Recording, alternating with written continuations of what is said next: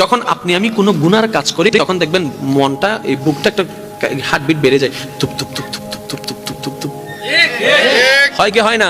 যখন আপনি কোনো অন্যায় কাজ করবেন গোপনে, নিজের একটু হার্টটা দেখবেন এটার স্পিড একটু বেড়ে যায়। তার মানে আপনার হার্টই আপনাকে জানাচ্ছে বান্দা করিস না, আল্লাহ নারাজ হবে, করিস না, আল্লাহ নারাজ হবে, করিস না। আমরা এটা বুঝতে পারি নাই, আমরা মনে করেছি এমনি হার্টবিট বেড়ে যায়, এমনি হার্টবিট বাড়ে নাই। ওই হার্টের মাধ্যমে আল্লাহ আপনাকে মেসেজ দিয়েছিল, আপনি আমি সেই মেসেজটা বুঝতে পারি নাই। কিন্তু তারপরে যখন গুনাহটা করি মনে মনে একটা জিনিস আমরা চাই, কেউ যেন না দেখে, কেউ যেন না জানে, কেউ যেন না দেখে, কেউ যেন না জানে। আপনি করছেন আল্লাহর অবাধ্যর কাজ, আল্লাহকে নারাজি করার কাজ, আল্লাহ জমিনে দাঁড়িয়ে। কিন্তু আবার যখন আপনি বলছেন কেউ যেন না দেখে, তখন আল্লাহ পাক আপনার ইজ্জত বাঁচানোর জন্য চতুর্দিকে পর্দা করে দেয়, দেখার মানুষ আর দেখতে পায় না। বলেন ফেরেশতা বলে আল্লাহ তোমার হুকুম অমান্য করছে, তোমার জমিনে দাঁড়িয়ে তুমি তাকে প্রোটেক্ট দিচ্ছ।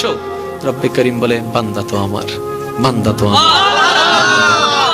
ভালো করুক আর মন্দ করুক বান্দাটা তো আমার। বান্দা যখন কোনো গুনার কাজ করে আল্লাহ পাক রব্বুল আলামিন তখন তাকিয়ে থাকে, বান্দা আয় ফেরত আয়, রিটার্ন কর, রিটার্ন কর, এখনো সময় আছে, রিটার্ন কর।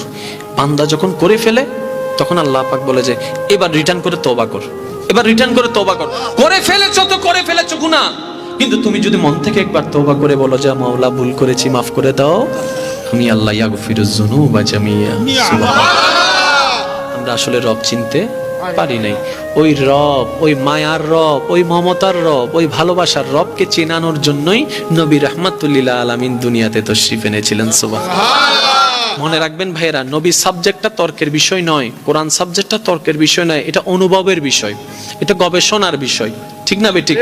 এবার আমি শুধু আপনাদেরকে একদম শর্টকাট একটা নলেজ দেওয়ার চেষ্টা করব, যদি আমার মুনিব আমাকে দয়া করেন। মানব জাতি, মুসলিম জাতির জন্য গাইডলাইন হচ্ছে কোরআন। গাইডলাইন, জোরে বলতে হবে, গাইডলাইন।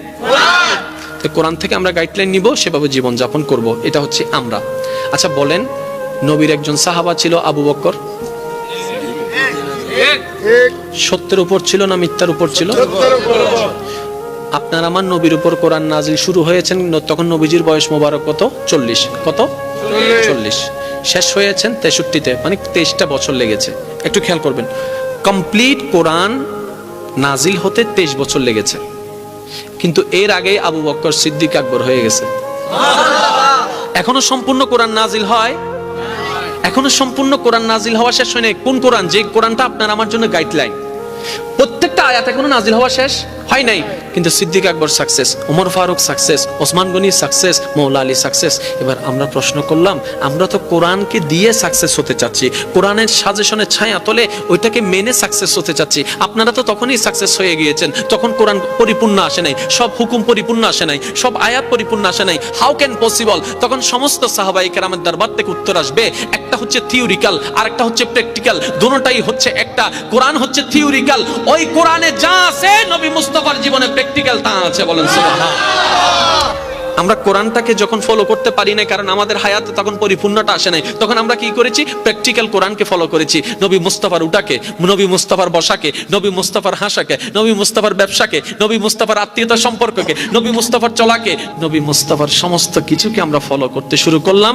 এদিকে আল্লাহর প্রিয় হয়ে যেতে লাগলাম। কোরআন আওয়াজ দিয়ে উঠলেও, ইন কুনতুম তুহিব্বুনাল্লাহ ফাত্তাবিউনি ইউহিব্বুকুমুল্লাহ।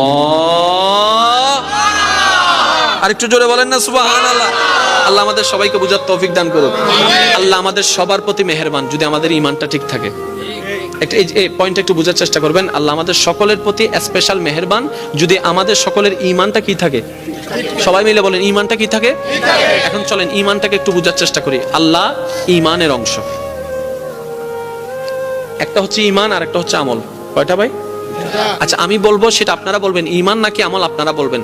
আল্লাহ আল্লাহ আল্লাহ আল্লাহ, আল্লাহু আকবার। জোরে বলেন না, আর একটু জোরে। এই যে আপনি বললেন আল্লাহ আল্লাহ আল্লাহ, এটা আমল, ঠিক আছে? আরো সহজ করে দিই, স্রষ্টার নাম কি? আল্লাহ। আচ্ছা, এই যে আল্লাহ বললেন, এটা আমল। যেই ভিত্তিতে আল্লাহ বলেছেন, এটার নাম ঈমান। একদম শর্টকাট, একদম মনে রাখার জন্য। আবার বলছি, আবার উত্তর দেন। স্রষ্টাকে আল্লাহ, যে নিয়তে বলেছেন এটা বিশ্বাস, এটা ঈমান। আর যেটা বলেছেন আল্লাহ, এটা আমল। এবার বলেন, রিজিকের মালিক কে? আল্লাহ। ওই রিজিকের মালিক বিশ্বাস করাটা ঈমান, বলাটা আমল, বলাটা। তাহলে কয়টা জিনিস পেলাম? ঈমান হচ্ছে ভিতরের জিনিস। সুবহানাল্লাহ বলেন। আমি যখন জিজ্ঞেস করছি স্রষ্টাকে, শোনার সাথে সাথে জবান আপনার আগে বলেছে না মন আগে বলেছে?